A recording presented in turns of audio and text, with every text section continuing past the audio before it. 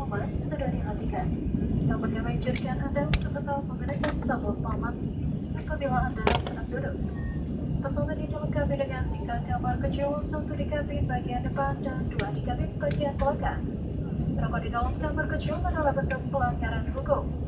Telah kami telah pastikan bahwa saat ini kamar kecil di dalam pesawat sudah tidak lagi dilengkapi dengan sistem oksigen.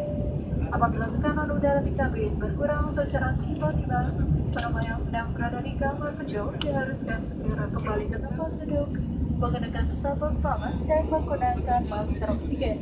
Terima kasih.